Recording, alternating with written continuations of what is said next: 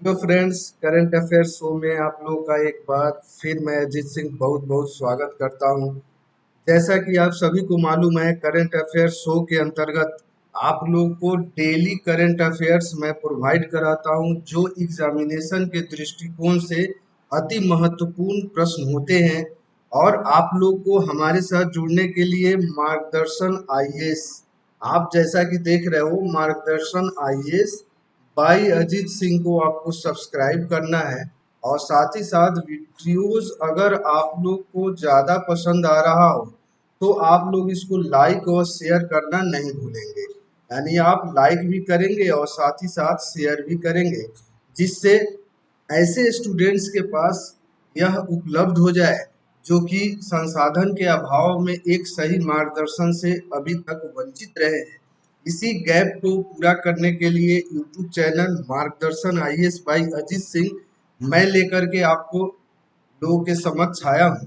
दोस्तों, जैसा कि मैं आप लोगों को प्रत्येक दिन डिस्कस करता हूँ, यह वीडियोस आपको संघ लोक सेवा आयोग यानी यूपीएससी के अंतर्गत जो एग्जामिनेशन होते हैं, यूपीपीएससी जो एग्जाम कंडक्ट करती है, बीपीएससी के अंतर्गत एग्जाम होता है जैसे बीपीएससी, सीडीपीओ इत्यादि अन्य examination, JPSC, MPPSC, RPSC, HPSC, यानी किसी भी लोक सेवा आयोग के अंतर्गत, चाहे वो संघीय लोक सेवा आयोग हो या राज्य लोक सेवा आयोग हो, यह करंट अफेयर शो पूरी तरीके से डेडिकेटेड होता है। और साथ ही साथ अगर आप में से किन्हीं लोग, आप बिहार एसआई का तैयारी करते हो, यूपी एसआई का तैयारी करते हो, हरियाणा एसआई का तैयारी करते हो, तो आप लोग के लिए भी यह उतना ही महत्वपूर्ण होने वाला है।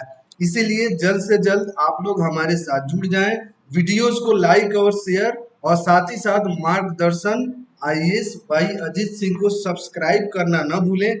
अब मैं आज का जो करंट अफेयर्स है उसको मैं शुरू करने वाला हूं। एक बार फिर से आप लोग का सेशन में बहुत ज़्यादा स्वागत करता हूं। और साथ ही साथ आप लोगों से current affair show by Ajit Singh में आप लोगों को आगे के विषय में, आज का जो हमारा टॉपिक है उसके विषय में मैं जानकारी दूं। तो आज हमारा पहला टॉपिक जो करंट अफेयर्स का है वह पश्चिमी मध्य रेलवे का भारत का पहला पूर्ण विद्युतीकृत जोन बन गया है। अब यहाँ पे देखो क्या है, मैं पहले बता चुका हूं, अगर कोई भी भारतवर्ष के अंतर्गत अगर पहला कार्य होता हो या विश्व के अंतर्गत अगर कोई पहला कार्य होता हो तो इसको बहुत ज्यादा इम्पोर्टेंट होता है और इसको हम लोग को मेमोराइज करने की जरूरत होती है। इसके अंतर्गत अगर हम लोग बहुत ज्यादा विश्लेषण करें तो पहला हमारा टॉपिक क्या है कि पश्चिमी मध्य रेलवे क्षेत्र का विद्युतीकरण विभिन्न क्षेत्रों जैसे कि यात्रा के समय में कमी, ईंधन की बचत के साथ साथ पर्यावरण संरक्षण के फायदेमंद होना। यानी कभी आप देखोगे कि विद्युतीकृत जब किया जाता है रेलवे को तो उससे इन तमाम तरह की सुविधा आपको मिलता है।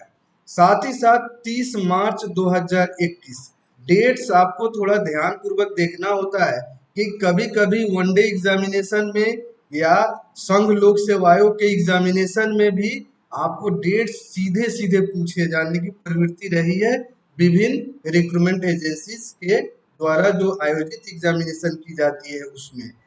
तो 30 मार्च 2021 को पश्चिम मध्य रेलवे सीसीआरएस ने निरीक्षण के बाद यह और राजस्थान के कोटा चित्तौड़गढ़ रेलवे स्टेशन श्रीनगर जलिंदी के विद्युतीकरण भारत की पहली पूरी तरीके से विद्युतीकृत रेलवे जोन, ठीक है ना, यानी रेलवे जोन के विषय में तो यह बन गया था। ठीक है, अगला जो इसी से संबंधित हम लोग टॉपिक शुरू करेंगे वह हमारा यह होगा कि रेल मंत्री, जैसा कि आप लोग को पता है पीयूष गोयल वर्तमान सरकार के रेल मंत्री है, उन्होंने कहा है कि इस रेल क्षेत्र के गुजरने वाली ट्रेनों को अब तेज गति से चलाया जा सकता है, क्योंकि आप जब विद्युतीकृत होगा ज्यादा से ज्यादा एरियाज तो रेलवे की आपको स्पीड में निश्चित रूप से वृद्धि होगी। और पश्चिमी रेलवे जोन अब 3012 किलोमीटर के विद्युतीकृत नेटवर्क का यह हो गया है। 3012 किलोमीटर विद्युतीकृत नेटवर्क हो गया है। किसका नेटवर्क हो गया है? तो पश्चिमी रेलवे का। पश्चिमी रेलवे जोन का, ठीक है ना। यानी यहाँ से यह मोस्ट वीवीआई है, यहाँ से भी प्रश्न आपसे पूछे जाते हैं, आप लोग इसको मेमोराइज करने का प्रयास करोगे। अगला जो बिंदु महत्वपूर्ण है इस टॉपिक से, इससे पहले 2021 में पश्चिम बंगाल के निमिता न्यू फरक्का रेलवे क्षेत्र के विद्युतीकरण के साथ ही भारत का पूर्वी रेलवे क्षेत्र भी पूरी तरीके से विद्युतीकृत रेल नेटवर्क बन गया है। इस तरीके से अगर मैं बात करूं तो अगला जो हमारा करंट अफेयर्स का जो महत्वपूर्ण बिंदु है इसी के अंतर्गत वह है कि पश्चिमी मध्य रेलवे का विद्युतीकरण विभिन्न क्षेत्रों जैसे कि यात्रा के समय में कमी, यह मैं बता चुका हूं, ईंधन के बचत के साथ साथ पर्यावरण के दृष्टिकोण से भी यह फायदेमंद होगा। आपको पता है कि जो पर्यावरण के अनुकूल यानी ग्रीन एनर्जी से जो कार्य होते हैं उसको वर्तमान वैश्विक के दृष्टिकोण से और भारतीय दृष्टिकोण से पर्यावरण के दृष्टिकोण से ज्यादा प्रश्रय दिया जाता है। इससे पहले केंद्रीय मंत्री पीयूष गोयल ने यह सूचित किया कि रेलवे के विद्युतीकरण की गति का यह बहुत ही ज्यादा इम्पोर्टेंट है। इसको आप लोग ध्यान पूर्वक आप लोग कॉपी पेन लेकर के हमारे करंट अफेयर शो में बैठा करें, जहां से महत्वपूर्ण टॉपिक होगा मैं आपको डिनोट करते चलूंगा। आप हमारे टेलीग्राम लिंक मार्गदर्शन आईएएस से भी जुड़ सकते हैं, आप हमारे YouTube चैनल मार्गदर्शन आईएएस बाय अजीत सिंह के साथ भी जुड़ सकते हैं।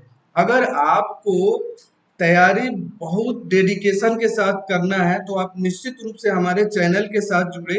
यहाँ पे सिर्फ और सिर्फ स्टडी से संबंधित, पढ़ाई से संबंधित बातें की जाती है। यहाँ पे इसके अलावा यानी पढ़ाई के अलावा किसी भी तरह का कोई बात यहाँ पे नहीं होता है। इसीलिए आप लोग ज्यादा से ज्यादा संख्या में अपने जो गोल सेट किया हुआ है अपनी जिंदगी को संवारने के लिए, उसमें अगर हमारा थोड़ा सा भी रोल होता है तो हमारे चैनल को खुशी होगी। वीवीआई प्रश्न कौन सा है? तो विद्युतीकरण की गति 4.5 गुना से अधिक विस्तार किया गया है और यह 2009 और 2014 में 608 किलोमीटर प्रति वर्ष था। यानी पहले 14 तक यह 608। आप लोग अगर आप देखोगे इकोनॉमिक सर्वे देखोगे, रेल बजट देखोगे पहले, तो आपको पता चलेगा कि इसमें बहुत आमूलचूल परिवर्तन, यानी 14 से 2020 तक 2737 किलोमीटर विद्युतीकरण आपको प्रत्येक साल, आप जब बजट पढ़ोगे, बजट इसीलिए मैं आप लोगों को कह रहा हूँ कि बजट में आप देखोगे तो अभी रेल बजट को भी साथ ही साथ प्रेजेंट करने का आपको प्रस्तुत किया जा रहा है। तो इसमें आप देखोगे कि वर्तमान में 2737 किलोमीटर आपको विद्युतीकरण होता है, जो कि पहले कितना होता था? 600, 700, 500 होता था। तो आप सोच सकते हो कि कितना तेजी से भारत सरकार रेलवे के आधुनिकीकरण की दिशा में कार्य कर रही है। अगला जो प्रमुख बिंदु आज जो हम लोग डिस्कस करने वाले हैं, इसी के अंतर्गत अगर बात करें तो दिसंबर 2023 तक रेल मंत्रालय का ब्रॉड गेज रेल नेटवर्क के 100% विद्युतीकरण का लक्ष्य रखा गया है। तो यहाँ पे आपको इंफॉर्मेशन है 2023 मोस्ट वीवीआई है, इसको याद रखना। टारगेट बनाया गया है 2023 दिसंबर 2023 तक। क्या टारगेट है? टारगेट यह है कि 100% आपको इलेक्ट्रिफिकेशन ऑफ रेलवेज किया जाएगा। किसका? ब्रॉड गेज रेल का। मैं बहुत आराम आराम से आप लोग को पढ़ा रहा हूँ, आप बहुत अच्छे तरीके से ध्यान पूर्वक कंसंट्रेट होकर के आप हमारे साथ जुड़े रहेंगे तो निश्चित रूप से आपको बहुत ज्यादा फायदा मिलेगा। नई लाइनों के निर्माण की गति, गेज परिवर्तन और रेलवे मार्ग के दोहरीकरण में भी बहुत परिवर्तन हुआ। 9 से 14 तक 1520 किलोमीटर होता था, अब वर्तमान में 14 से 20 तक जो है 2625 किलोमीटर, यानी 70% से ज्यादा वृद्धि हुई है। 70% से ज्यादा। तो आप यह सोच सकते हो कि वर्तमान सरकार के द्वारा रेलवे के आधुनिकीकरण की दिशा में कितनी तीव्र गति से कार्य की जा रही है। वहीं पे अगर मालगाड़ी सेवाओं की गति 2021 में अगर देखा जाए तो दुगनी कर करके 46 किलोमीटर किया गया है प्रति घंटा, और यह पहले मात्र 23 किलोमीटर होती थी।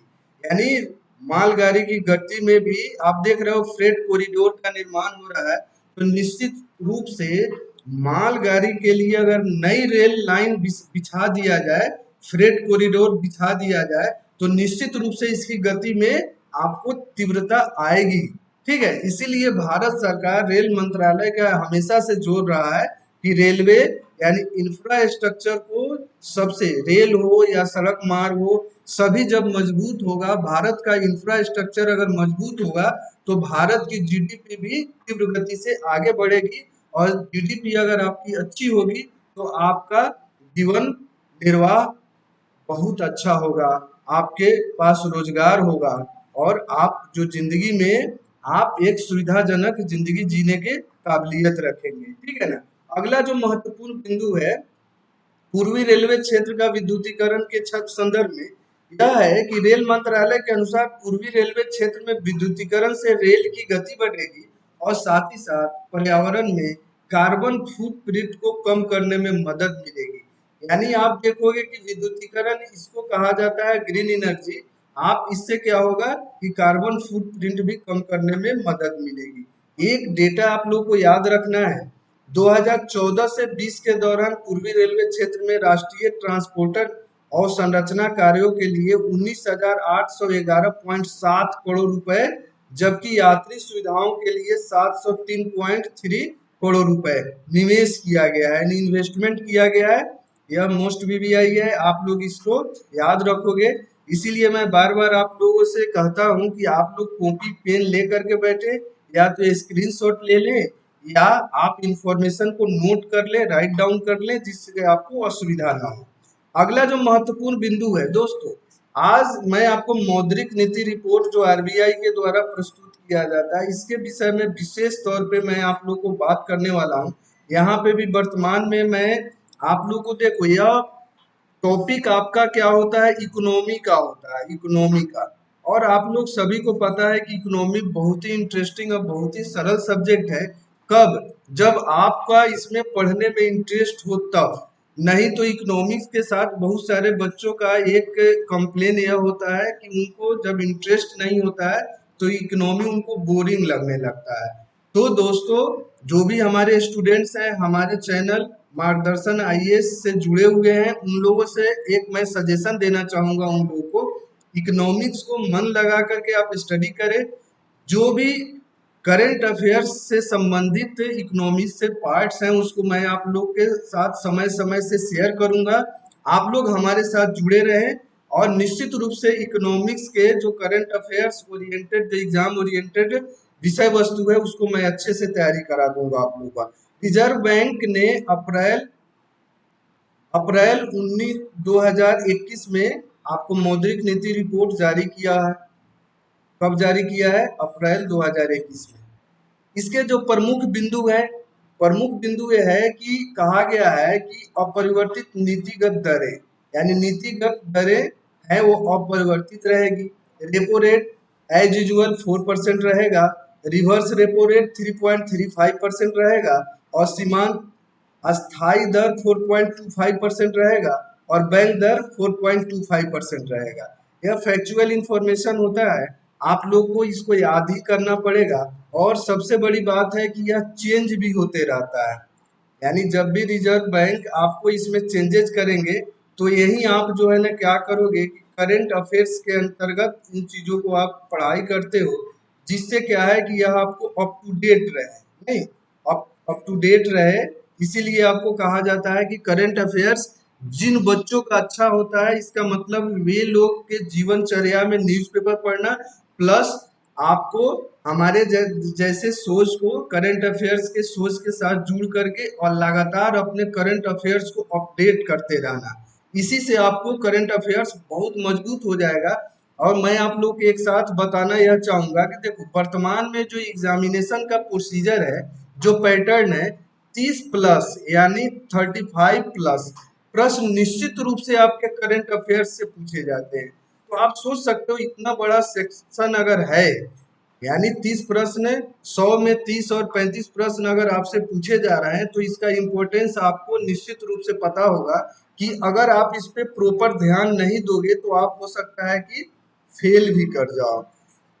इसीलिए आप सभी स्टूडेंट से मैं यही सजेशन देना चाहूंगा कि करंट अफेयर्स का रोल वर्तमान संदर्भ में, चाहे यूपीएससी का एग्जामिनेशन हो या पीएससी किसी राज्य लोक सेवा आयोग का एग्जामिनेशन है या वनडे का एग्जामिनेशन है या दरोगा का एग्जामिनेशन, सबके लिए समान रूप से महत्वपूर्ण है। इसीलिए ध्यान पूर्वक हमारे करंट अफेयर्स शो का एक पार्ट बन जाइए। डेली करंट अफेयर्स मैं आप लोग के लिए लेकर के आता हूँ। आप अपडेट रहिए, एग्जामिनेशन में निश्चित रूप से आपको इसका लाभ मिलेगा। सकल घरेलू उत्पाद का अनुमान लगाया गया है कि 2021 और 22 के लिए वास्तविक सकल घरेलू जीडीपी में 10.5% की वृद्धि पूर्ववर्ती अनुमान अपरिवर्तित रहेगा। यानी आपको जीडीपी में क्या अनुमान लगाया गया है? 10.5% वृद्धि दर रहेगी, इसमें कोई चेंजेस नहीं किया गया है आपको अप्रैल 2021 के अनुमान में। आरबीआई ने उपभोक्ता मूल्य सूचकांक सीपीआई जिसको कहा जाता है, मुद्रास्फीति संबंधी अनुमान क्या लगाया हुआ है? 2021 में चौथी तिमाही के अंतर्गत 5%, 2021-22 के पहली तिमाही में 5.2%, 2021 के दूसरी तिमाही में आपको 5.2%, साथ ही साथ 21 और 22 के तिमाही में 4.4% और 21-22 के फोर्थ क्वार्टर में आपको 5.1%। यह फैक्चुअल इंफॉर्मेशन होता है, ध्यान पूर्वक एक दो बार आप पढ़ लोगे तो आपका यह तैयार हो जाएगा। बहुत इंपॉर्टेंट सेक्शन होता है। अब देखो, आरबीआई ने सतत आधार पर विकास को बनाए रखने हेतु आवश्यक रूप से लंबे समय तक समायोजित दृष्टिकोण को जारी करने का निर्णय लिया है और अर्थव्यवस्था पर कोविड-19, आप देख सकते हो कोरोना जिसको आप लोग कहते हो, आप जो है ना कोरोना जिसको कहते हो, यह पूरा इससे आपको वर्ल्ड भी प्रभावित रहा है और साथ ही साथ इंडिया भी प्रभावित रहा है। चाहे वो विकसित देश हो चाहे वो विकासशील देश हो, सभी की अर्थव्यवस्था पे इसने बहुत ज्यादा कुठाराघात किया है। आप वर्तमान संदर्भ में देखा जाए तो कोविड का सेकेंड वेव आ रहा है, जिससे फिर लॉकडाउन का एक सीरीज शुरू होने लगा है। वर्तमान में अगर देखा जाए तो महाराष्ट्र सरकार के द्वारा, दिल्ली सरकार के द्वारा और मध्य प्रदेश सरकार के द्वारा भी लॉकडाउन के प्रति आपको, क्योंकि देखो यहाँ पे एक चीज निकल करके आया है कि कोरोना से बचाव के लिए वर्तमान में आपको टीकाकरण तो एक जरूरी है, टीकाकरण तो आपको कराना है, लेकिन भारत बहुत विशाल देश है, इसीलिए अभी भारत में 45 प्लस वाले जो एज ग्रुप के लोग हैं उन्हीं को टीका लगाने के लिए गवर्नमेंट आपको आगे आकर के कह रही है कि जिन लोगों का भी एज 45 प्लस है वे लोग निश्चित रूप से टीका लगवा लें। लेकिन इसके संदर्भ में मैं एक चीज आप लोगों के बहुत ही ज्यादा व्यवहारिक शेयर करना चाहूंगा। अभी भी भारतवर्ष में बहुत सारे ऐसे लोग हैं जो कोविड का टीका लगवाने से बहुत ज़्यादा घबरा रहे हैं, लेकिन मैं उन लोगों से रिक्वेस्ट करना चाहूँगा निश्चित रूप से वो टीकाकरण में सहभागी बने।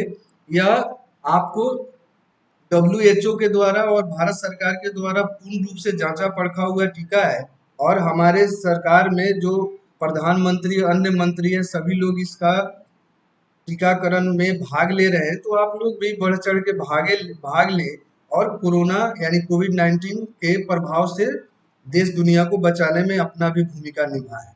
सीमित करने सुनिश्चित किया गया कि मुद्रास्फीति अग्रगामी लक्ष्य के भीतर रहे। मुद्रास्फीति देखो यह जो आपका टारगेट है उसके अंदर रहे, इसीलिए जो कोविड के जो प्रभाव हैं उससे कम प्रभावित हो विश्व और भारत, उसके संदर्भ में यह बात है। एक समायोजित दृष्टिकोण का यह अर्थ होता है कि एक केंद्रीय बैंक को जब भी जरूरत हो वित्तीय प्रणाली में पैसा लगाने के लिए दरों में कटौती करेगा। यह आप देखोगे कि इकोनॉमिकल टर्म होता है, वित्तीय प्रणाली में पैसा लगाने के दरों में कटौती करेगा, यानी ये समायोजित करने का प्रयास करेगा। आगे हम लोग इसके अंतर्गत देख रहे हैं कि वित्तीय संस्थानों का सहायता के संदर्भ में, तो आरबीआई, इसको ध्यान पूर्वक आप लोग देखेंगे, आरबीआई वित्तीय वर्ष 21-22 में नए ऋण देने के लिए अखिल भारतीय वित्तीय संस्थानों को प्रदान किए जा रहे आर्थिक समर्थन प्रयासों के क्रम में 50,000 करोड़ नया समर्थन प्रदान किया है और साथ ही साथ राष्ट्रीय कृषि और ग्रामीण विकास बैंक, जिसको नाबार्ड के नाम से हम लोग जानते हैं, कृषि और संबद्ध गतिविधि, ग्रामीण, गैर कृषि क्षेत्र और गैर बैंकिंग वित्तीय कंपनियां एनबीएफसी, माइक्रो फाइनेंस इंस्टीट्यूशंस का समर्थन प्राप्त करने के लिए एक वर्ष हेतु 25,000 करोड़ रुपए की विशेष तरलता यानी एसएलएफ प्रदान की जाएगी। यह आपको आरबीआई के द्वारा मौद्रिक नीति के अंतर्गत इन चीजों का घोषणा किया गया है। आगे हम लोग देखते हैं, अगला हमारा जो अध्ययन का बिंदु है यह है कि आवासन क्षेत्र का समर्थन प्राप्त करने के लिए एक वर्ष के लिए राष्ट्रीय आवास बैंक, आप आप देख रहे हो राष्ट्रीय आवास बैंक, ये 10,000 करोड़ रुपया का आपको तरलता बढ़ाया गया है।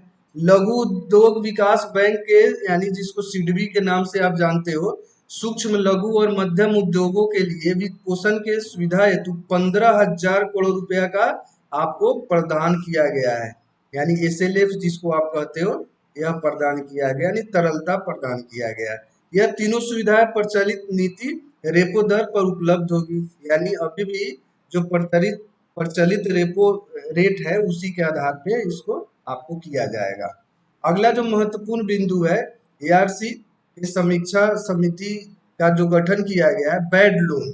आप देखते हो बैंक जो लोन प्रोवाइड करती है, अगर लोन रिकवरी नहीं हो पाता है तो उसको आपको बैड लोन की श्रेणी में रखा जाता है। तो बैड लोन के से निपटने के लिए परिसंपत्ति पुनर्निर्माण कंपनियां को महत्व को इंगित करते हुए आरबीआई ने वित्तीय क्षेत्र में पारितंत्र में एआरसी के काम की व्यापक समीक्षा के लिए एक समिति का गठन करेगी और साथ ही साथ समिति वित्तीय क्षेत्र की बढ़ती आवश्यकताओं को पूरा करने के लिए ऐसी संस्थाओं को सक्षम करने हेतु उपयुक्त प्रयास की सिफारिश करेगी, यानी बैड लोन के संदर्भ में समिति कार्य करेगी।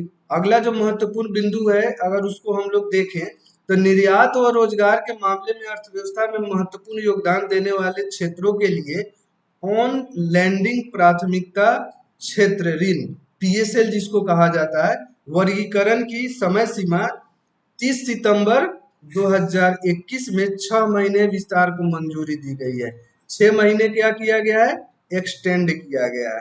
ठीक है, अगला हम लोग देखते हैं, ऑन लैंडिंग से तात्पर्य क्या होता है, थर्ड पार्टी को उधार देना, यानी थर्ड पार्टी को ऑन लैंडिंग का मतलब होता है थर्ड पार्टी को, प्रथम पार्टी, द्वितीय पार्टी और थर्ड पार्टी, यानी थर्ड पार्टी को जो उधार दिया जाता है उसको कहा जाता है ऑन लैंडिंग। या निम्न स्तर पर स्थित संस्थानों को ऋण प्रदान करने वाले आपको एनबीएफसीज को प्रोत्साहन करने के लिए प्रदान किया जाएगा। ठीक है, यहाँ तक देखो यह इकोनॉमी वाला पार्ट है करंट अफेयर्स का, तो थोड़ा सा आपको ऐसा लगेगा कि यह कम समझ आ रहा है, लेकिन अगर 2 बार वीडियोस को आप लगातार देखोगे तो निश्चित रूप से इसमें जो इम्पोर्टेंट फैक्चुअल इंफॉर्मेशन है, जो कॉन्सेप्चुअल इंफॉर्मेशन है, वो आपको निश्चित रूप से समझ आएगा।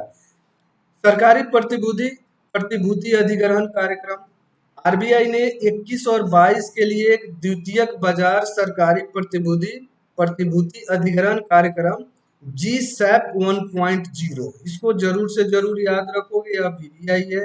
ठीक है, यह आरबीआई के खुली बाजार की प्रक्रियाओं का हिस्सा है। आरबीआई खुली बाजार की प्रक्रिया का यह हिस्सा है, कौन, जी सैप 1.0। इस कार्यक्रम के तहत आरबीआई सरकारी प्रतिभूतियों की खुली बाजार खरीद का संचालन करेगी। साथ ही साथ जी सैप 1.0 के तहत 25,000 करोड़ कुल राशि के सरकारी प्रतिभूतियों की पहली खरीद कब होगी, 15 अप्रैल 2021 को होगी। ठीक है ना, तो आप क्या यहाँ पे इंफॉर्मेशन याद रखोगे, जी सैप 1.0। अगला जो महत्वपूर्ण बिंदु आपको याद करने वाला है यह है, सार्वजनिक और निजी दोनों क्षेत्रों के लिए अवधि संरचना और जारीकर्ता को ध्यान में रखते हुए अन्य वित्तीय बाजार साधनों के मूल्य निर्धारण में इसकी केंद्रीय भूमिका को देखते हुए सरकारी प्रतिभूति बाजार में अस्थिरता से बचाना इसका उद्देश्य है। आगे हम लोग अगर देखते हैं तो इस संदर्भ में देखेंगे इसके विषय में, यह बॉन्ड बाजार सहभागियों को वित्त वर्ष 2022 में आरबीआई के समर्थन की प्रतिबद्धता से संबंध निश्चितता प्रदान करेगा। साथ ही साथ इस संरक्षित कार्यक्रम की घोषणा ऐसे रेपो दर और 10 वर्ष के लिए सरकारी बॉन्ड यील्ड, यहाँ पे इस शब्द को ध्यान देंगे, बॉन्ड यील्ड के बीच अंतर को कम करने में मदद मिलेगी और साथ ही साथ यह बदले में वित्त वर्ष 21 और 22 में केंद्र सरकार और राज्य सरकार की उधार लेने की कुल लागत को कम करने में मदद करेगा। साथ ही साथ यह व्यवस्थित तरलता की स्थिति के बीच यील्ड कर्व, यहाँ पे यह मोस्ट इम्पोर्टेंट है। यह यूपीएससी और पीएससी के एग्जामिनेशन के दृष्टिकोण से यील्ड कर्व को आप जरूर से जरूर याद रखोगे। इसका काम है स्थिर और व्यवस्थित विकास के सक्षमता प्रदान करना। साथ ही साथ यील्ड कवर के विषय में बताऊं, यह एक ऐसी रेखा है जो समान क्रेडिट गुणवत्ता वाले लेकिन परिपक्वता तिथियों वाले बॉन्ड की ब्याज दर देती है। इसीलिए यह यील्ड कवर को आप याद रखोगे। यील्ड कवर का ढलान भविष्य की ब्याज दरों में बदलाव और साथ ही साथ आर्थिक गतिविधियों के आधार प्रदान करना है। यह आपको 2 बार आप देखोगे, 2 टाइम्स अगर आप इसको पढ़ोगे तो निश्चित रूप से आपका कॉन्सेप्ट क्लियर होगा। यहाँ पे यील्ड कवर को आपको वीवीआई के अंतर्गत रखना है, आपको याद रखना है। यह निश्चित रूप से एग्जामिनेशन में पूछा जा सकता है। ठीक है, आगे हम लोग अब देखते हैं। देखो, कल मैं आप लोग को रिवर्स रेपो, रेपो के विषय में, बैंक रेट के विषय में कुछ चर्चा किया था। आज उसको मैं डिटेल्ड आप लोग को बता रहा हूँ, यानी विस्तृत विश्लेषण कर रहा हूँ। तो रेपो से देखो, यहाँ पे मैं रेपो और रिवर्स रेपो किसको कहा जाता है, कितना परसेंट है, यह मैं बता चुका हूँ। तो रेपो दर वह होता है जिस पर किसी देश की केंद्रीय बैंक किसी भी तरह की धनराशि कमी होने पर वाणिज्यिक बैंक को उधार देती है। ठीक है, यहाँ पे यह क्लियर हुआ कंसेप्ट। इस प्रक्रिया में केंद्रीय बैंक प्रतिभूति खरीदता है। ठीक है, यहाँ पे यह आपका रेपो रेट क्या होगा, क्लियर हो जाना चाहिए। अभी तक रेपो रेट क्लियर हो जाना चाहिए। अब हम लोग देखते हैं, रिवर्स रेपो की दर वह है जिस पर आरबीआई देश के भीतर वाणिज्यिक बैंकों से धन उधार लेता है। यानी यहाँ पे यह देता है और यहाँ पे यह लेता है, समझ रहे हैं ना। यानी रेपो देने का और रिवर्स रेपो फिर से यह लेने का, इसी को इसको रिवर्स कहा जाता है। और दोनों में अंतर भी होता है। रेपो हमेशा हाई होता है, थोड़ा सा 0.5 0.75 के दर से यह ज्यादा होता है, और रिवर्स रेपो हमेशा कम रहता है, क्योंकि अब आरबीआई लेता है वाणिज्यिक बैंकों की जरूरत के हिसाब से। ठीक है, अगला जो महत्वपूर्ण बिंदु हम लोग को देखने का जरूरत है, यह देखो मैं पहले बता चुका हूँ, यह इकोनॉमी वाला पार्ट है, करंट अफेयर्स। यह थोड़ा सा आप लोग को ध्यान पूर्वक देखने की जरूरत है। वर्तमान में जो भी एग्जामिनेशन हो रहे हैं, यहाँ से पर्याप्त मात्रा में प्रश्न आपसे पूछे जा रहे हैं। इसीलिए आप लोग ध्यान पूर्वक हमारे साथ मार्गदर्शन आईएएस के साथ जुड़ करके और डेली करंट अफेयर्स का ज्ञान अर्जित करके अपने एग्जामिनेशन में अच्छे से अच्छा मार्क्स गेन करें। बैंक दर को अगर हम लोग समझे तो यह वाणिज्यिक बैंकों को निधियों को उधार देने के लिए आरबीआई द्वारा प्रभावित दर है। ठीक है, सीमांत अस्थायी दर यानी एमएसएफ के विषय में, यह सभी आप लोग अगर न्यूज़पेपर पढ़ते हो, न्यूज़पेपर अगर आप पढ़ते हो तो हमेशा 3 महीने, 4 महीने, 6 महीने में हमेशा इसमें बदलाव आप लोग को, जब समायोजन होता है इकोनॉमी का, जब अर्थव्यवस्था में ज्यादा उतार चढ़ाव होने लगता है, तो आप इन दरों में मामूली अंतर आप देखोगे आरबीआई के द्वारा मौद्रिक नीति के अंतर्गत इसमें थोड़ा बहुत ऊपर नीचे किया जाता रहा है। ठीक है ना, इसीलिए यह पार्ट आपका मोस्ट वीवीआई इसीलिए भी हो जाता है क्योंकि इसमें चेंजेस होते रहते हैं, तो आपको ध्यान हमेशा देना है। एमएसएफ ऐसी स्थिति में अनुसूचित बैंकों के लिए आपातकालीन स्थिति में आरबीआई ओवरनाइट ऋण लेने की सुविधा है। जब अंतर बैंक तरलता पूरी तरीके से कम हो जाती है, अंतर बैंक ऋण के तहत बैंक एक निर्दिष्ट अवधि के लिए एक दूसरे को उधार देती है। इसी को क्या कहा जाता है, आपको सीमांत स्थायी दर कहा जाता है। आगे हम लोग देखते हैं, अगला जो महत्वपूर्ण बिंदु हम लोग को सरकारी प्रतिभूतियों के विषय में अगर हम लोग थोड़ा सा जानकारी हासिल करें। देखो, यह वीडियोस आप लोग के लिए बहुत इंपॉर्टेंट है, मोस्ट वीवीआई है। आप लोग अगर यहाँ पे यूपीएससी का एग्जाम देने के लिए आप तैयार बैठे हैं, या यूपीपीएससी का एग्जामिनेशन आप दे रहे हो, या जेपीएससी का एग्जामिनेशन दे रहे हो, तो आपके लिए यह मोस्ट वीवीआई सेक्शन है। इसीलिए आप नीरस होते हुए भी आप इसको निश्चित रूप से जुड़े और देखें, क्योंकि देखो इकोनॉमी वाला करंट अफेयर थोड़ा सा बोरिंग होता है, इससे मैं इनकार नहीं करता हूँ। देखो, सरकारी प्रतिभूतियों केंद्र सरकार, राज्य सरकारों के द्वारा जारी किया जाने वाला एक पारंपरिक उपकरण है। यह सरकार के ऋण दायित्व को स्वीकार करता है। ऐसी प्रतिभूतियां अल्पकालिक आमतौर पर इसे ट्रेजरी बिल कहा जाता है। 1 वर्ष से कम की मूल परिपक्वता के साथ वर्तमान में 3 अवधियों में जारी की जाती है। अर्थात यह ट्रेजरी 91 डेज का हो सकता है, 182 डेज का हो सकता है या 364 दिन का हो सकता है। दीर्घकालिक आमतौर पर मूल रूप में सरकारी बॉन्ड दिनांकित प्रतिभूतियां कहा जाता है और ये 1 वर्ष या उससे अधिक की परिपक्वता लिए होती है। यानी सरकारी प्रतिभूतियां मोस्ट इम्पोर्टेंट है, इसको आप जरूर से याद रखें। 91 डेज, 182 डेज, 364 डेज। ठीक है, आगे हम लोग अगर देखते हैं, अगला जो प्रमुख बिंदु है, आप लोगों ने सुना होगा कि खुले बाजार की नीति, खुले बाजार की क्रियाएं क्या होती है। उस संदर्भ में आरबीआई द्वारा सरकारी प्रतिभूतियों की बिक्री और खरीद के माध्यम से बाजार से रुपए की तरलता की स्थिति को समायोजित करने के उद्देश्य से नए बाजार संचालन की नीति को क्या कहा जाता है? खुले बाजार की क्रियाएं या एक्टिविटी कहा जाता है। यदि अतिरिक्त तरलता है तो आरबीआई प्रतिभूतियों की बिक्री का समर्थन करता है और रुपए की तरलता को कम करता है। साथ ही साथ इसी तरह जब तरलता की स्थिति को कठोर होती है तो आरबीआई बाजार से प्रतिभूतियां खरीदता है, जिससे बाजार में तरलता बढ़ती है। दोनों होता है, यानी आप इसमें तरलता कम करना है, तरलता ज्यादा करना है, उस समय के हिसाब से आरबीआई यह डिसीजन लेती है।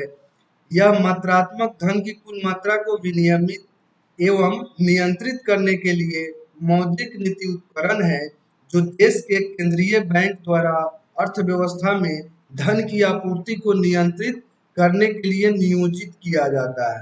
केंद्रीय बैंक मतलब क्या? RBI, reserve bank of India. Bharat का यह क्या है? केंद्रीय बैंक है। इंडिया का केंद्रीय बैंक आरबीआई है। ठीक है ना?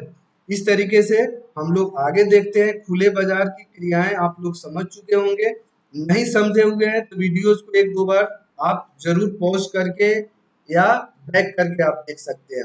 अब मुद्रास्फीति जो बहुत ही ज्यादा आप लोग के सामने एक चुनौती का विषय रहता है। मुद्रास्फीति को समझना बहुत ही आसान होता है, लेकिन कई स्टूडेंट्स को इसके विषय में आपको अवधारणा क्लियर नहीं होता है, कॉन्सेप्ट क्लियर नहीं होता है।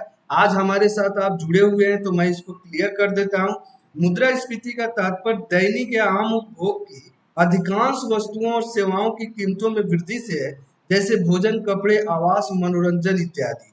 समझ रहे हैं? यानी वस्तुओं के दैनिक उपयोग की जो वस्तु होती है उसमें एकाएक अगर वृद्धि होने लगती है तो मुद्रास्फीति समय के साथ वस्तुओं और सेवाओं की बास्केट में औसत मूल्य में परिवर्तन को मापती है।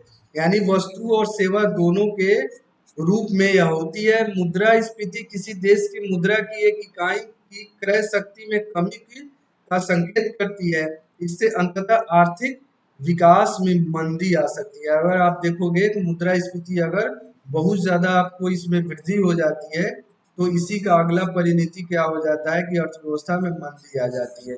आप लोग देख सोगे, यानी आप लोग देख लोगे कि 1929-29-30 का वैश्विक मंदी के विषय में आप लोग सुने होंगे। नहीं, इस विषय में क्या होता है कि आप देखते हो कि आज का जो भारत है वह उसकी इकोनॉमी पूरे वैश्विक इकोनॉमी के साथ जुड़ चुकी है। अगर विश्व में कहीं भी इस तरह का आप अर्थव्यवस्था के दृष्टिकोण से अगर देखा जाए तो विश्व में कहीं की भी इकोनॉमी अगर डामाडोल होती है तो उसका प्रभाव भारत के ऊपर पड़ता है, और भारत में मंदी बढ़ती है तो उसका प्रभाव विश्व के ऊपर भी पड़ता है। इस तरीके से देखा जाए तो उपभोक्ता मूल्य सूचकांक के विषय में मैं थोड़ा एक्सप्लेनेशन कर दूं, या सीपीआई के विषय में, इसके विषय में अभी अभी मैं बताया भी आप लोगों को। यह खुदरा खरीदार के दृष्टिकोण से मूल्य परिवर्तन को मापता है। मूल्य परिवर्तन को मापता है यह राष्ट्रीय सांख्यिकी कार्यालय, जिसको एनएसओ द्वारा जारी किया जाता है। ठीक है। सीपीआई खाद्य, चिकित्सा, देखभाल, शिक्षा, इलेक्ट्रॉनिक्स आदि वस्तुओं और सेवाओं की कीमतों में अंतर की गणना करता, जिसे भारतीय उपभोक्ता के लिए खरीदते हैं। ठीक है ना? यानी सीपीआई को क्या कहोगे? उपभोक्ता मूल्य सूचकांक कहा जाता है। अगला जो महत्वपूर्ण बिंदु हम लोग अध्ययन करने वाले हैं, यह आप लोग के लिए मोस्ट वीवीआई। ठीक है, जस्ट आप लोग को पहले आरबीआई के अंतर्गत जो मौद्रिक नीति जारी की गई है उसके जो इम्पोर्टेंट इंफॉर्मेशन था वह मैं आप लोग के साथ शेयर किया। अगला जो हमारा करंट अफेयर्स का टॉपिक है, दुर्लभ बीमारियों के लिए राष्ट्रीय नीति 2021। जो क्या है दुर्लभ बीमारियों के लिए राष्ट्रीय नीति 2021 के विषय में अगर मैं बात करूं तो राष्ट्रीय आरोग्य निधि योजना के तहत उन दुर्लभ बीमारियों के इलाज के लिए 20 लाख रुपए तक की वित्तीय सहायता का प्रावधान किया गया है, जो दुर्लभ बीमारियों के समूह एक के तहत सूचीबद्ध किया गया है। कितना रुपया? 20 लाख रुपए। इसीलिए आप लोग इसको याद रखोगे। या आप हमारे देश के स्वास्थ्य मंत्री डॉक्टर हर्षवर्धन है, जिनका पिक्चर आप लोग जो है ऑन स्क्रीन देख रहे हो। आगे के बिंदुओं को अगर मैं स्पष्ट करूं तो केंद्रीय स्वास्थ्य मंत्री हर्षवर्धन ने दुर्लभ बीमारियों के राष्ट्रीय नीति 2021, इसको आप लोग जरूर से जरूर याद रखोगे, बहुत इंपॉर्टेंट इंफॉर्मेशन है, इसको मंजूरी दी है। इस नीति का उद्देश्य दवाओं के देशी अनुसंधान और उसके स्थानीय उत्पादन पर अधिक ध्यान देने के साथ दुर्लभ बीमारियों के इलाज की उच्च लागत को कम करना है। यानी आप लोग जो दुर्लभ बीमारी की श्रेणी में जो बीमारियों हैं उनके इलाज के लिए निश्चित रूप से स्थानीय उत्पादन यानी स्थानीय शोध प्रवृत्ति पे ध्यान देने की नीति है। राष्ट्रीय आरोग्य निधि योजना के तहत उन दुर्लभ बीमारियों के इलाज में 20 लाख रुपए तक की वित्तीय सहायता का प्रावधान रखा गया है, जो दुर्लभ बीमारियों के समूह एक के तहत सूचीबद्ध है। यानी आप देखते हो जो दुर्लभ बीमारी से तात्पर्य यहाँ है क्रोनिक डिजीज जिसको कहा जाता है, जो लाइलाज बीमारी जिसको आप लोग कहते हो, उसको दुर्लभ बीमारी की श्रेणी में रखा जाता है। यहाँ पे यह कहा गया है कि 20 लाख, आप देखोगे 20 लाख जो है आपको यहाँ पे अनुदान मिलेगा अगर दुर्लभ बीमारी की श्रेणी में और कोई बीमारी है आपका तो। अगला जो इसी टॉपिक से संबंधित बिंदु है, स्वास्थ्य मंत्रालय ने बयान में कहा है इस तरह की वित्तीय सहायता के लाभार्थी बीपीएल परिवारों तक तो सीमित नहीं रहेंगे। यह कहा गया है कि यह बीपीएल को तो मिलेगा ही मिलेगा, एपीएल को भी मिलेगा।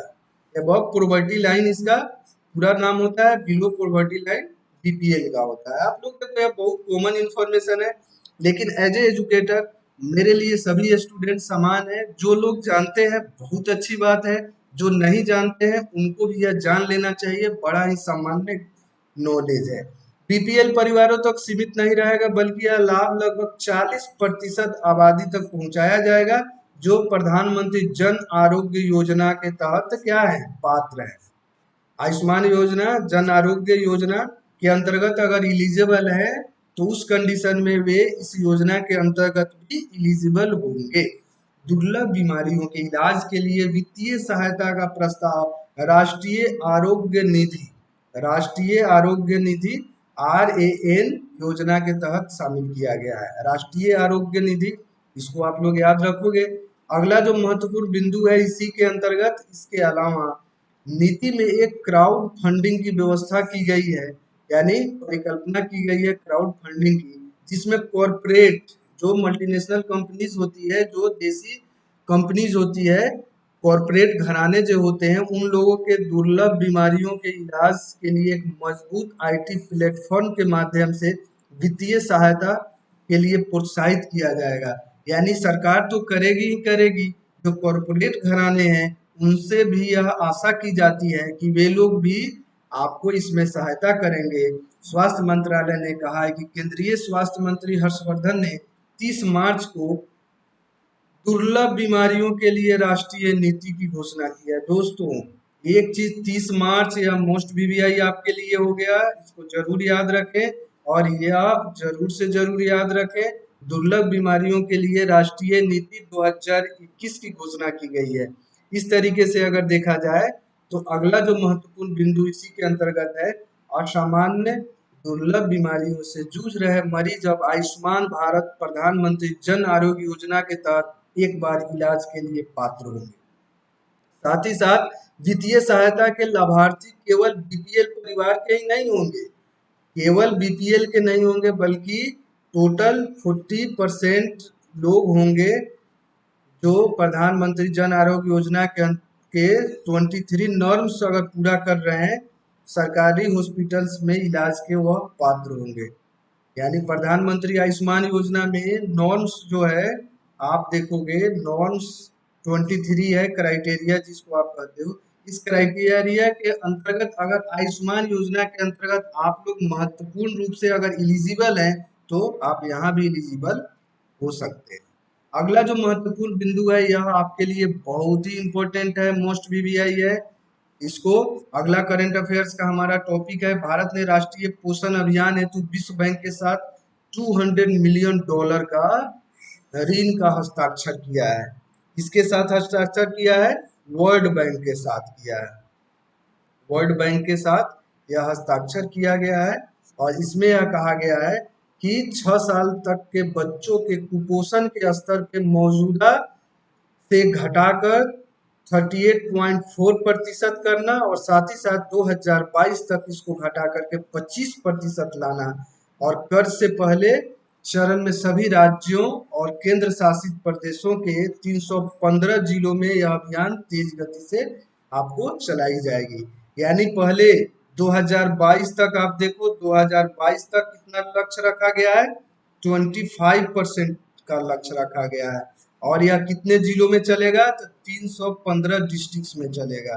इस तरीके से जो इंफॉर्मेशन आप लोग के लिए बहुत ही ज्यादा इंपॉर्टेंट है उसको मैं शेयर करते चल रहा हूँ।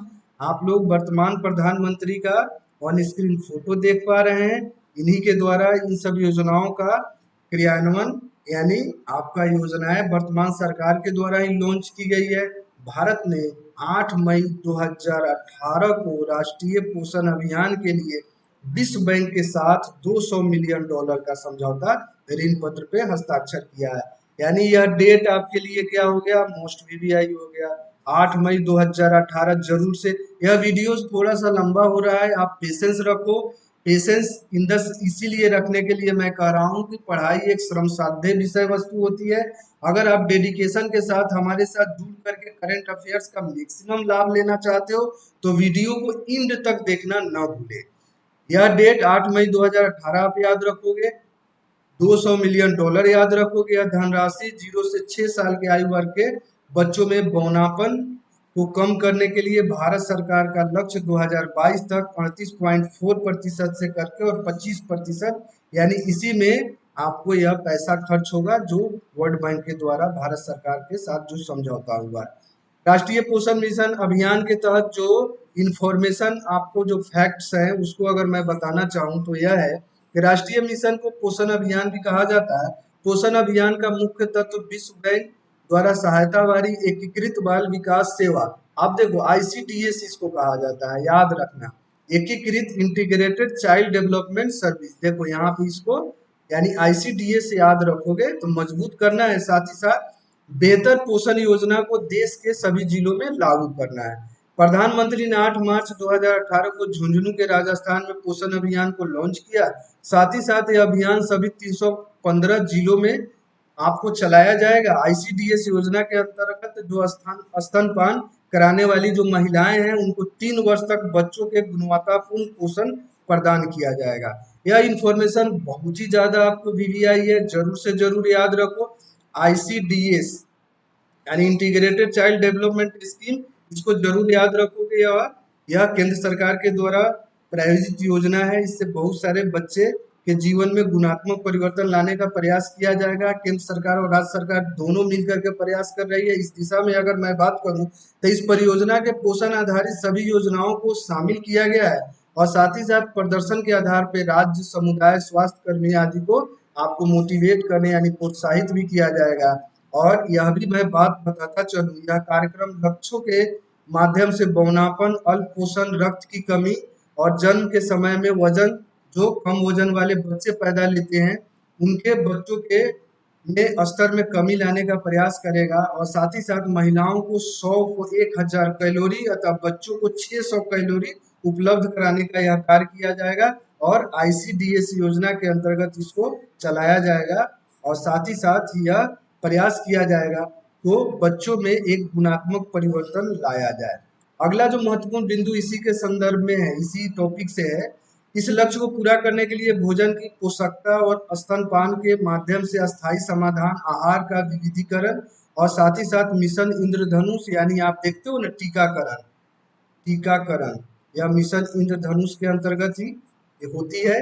माध्यम से मातृ और शिशु स्वास्थ्य में सुधार और निगरानी में उच्च स्तरीय बनाना, यह सब आदि योजनाओं पे आप देख रहे हो ना। $200 मिलियन का जो वर्ल्ड बैंक आपको सहायता दिया है, भारत सरकार को जो ऋण दिया है, उसका उपयोग इन सब कार्यों में, पोषण संबंधी कार्यों में किया जाएगा। राष्ट्रीय पोषण मिशन के माध्यम से कुपोषण से निपटने के लिए विभिन्न मंत्रालयों में चल रहे विविध कार्यक्रमों और योजनाओं में समन्वय स्थापित करने के साथ ही यह लक्ष्य निर्धारण में मदद करेगा। ठीक है, यहाँ तक मुझे आशा है कि आप सभी अच्छे से समझ पा रहे हैं। अगर मैं इसी के साथ मैं आप लोगों के साथ आज का हमारा सेशन समाप्त होता है। आज का वीडियोस हमारा यहाँ पे समाप्त हुआ। दोस्तों, मैं आप लोग से एक चीज कहना चाहूंगा, वीडियोस का लंबाई थोड़ा सा यह इसीलिए बढ़ जाता है कि मैं बहुत ज़्यादा एक्स्ट्रा फैक्ट आप लोग को एक्स्ट्रा इंफॉर्मेशन बताने का कोशिश करने लगता हूँ, जिससे आप में ज्ञानवर्धन हो, आप अपने उद्देश्य को पूर्ति कर सकें। इसीलिए दोस्तों, मेरा स्पष्ट रूप से आप लोग को कहना यह है कि मार्गदर्शन आईएएस बाई अजीत सिंह को आप लोग को क्या करना है, आप लोग को सब्सक्राइब जरूर से जरूर कर लेना है। देखो, सब्सक्राइब करने से क्या होता है कि आपको बेल आइकन भी आप प्रेस कर दोगे, और वीडियोस को आप लोग लाइक करना जरूर न भूलें, और साथ ही साथ वीडियोस को शेयर जरूर से जरूर करें। इसी के साथ मैं आपका एडुकेटर अजीत सिंह वीडियोस देखने के लिए आप लोग का बहुत बहुत धन्यवाद देता हूं। मैं आशा करता हूं आप सभी जो भी अपने लक्ष्य, अपने जीवन में जो भी उद्देश्य निर्धारित किए हैं, उसको यथाशीघ्र पूरा करें। यही हमारा उद्देश्य है, और मार्गदर्शन आईएएस परिवार आप लोग के भविष्य के लिए कामना करता है। इसी के साथ इस वीडियोस को मैं समाप्त करता हूँ। जय हिंद।